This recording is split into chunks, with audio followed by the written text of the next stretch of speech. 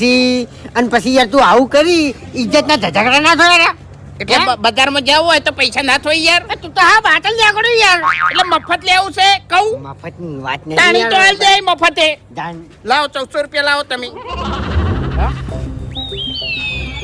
હગા અરે વાઘુજી મારે કેટલા હતા?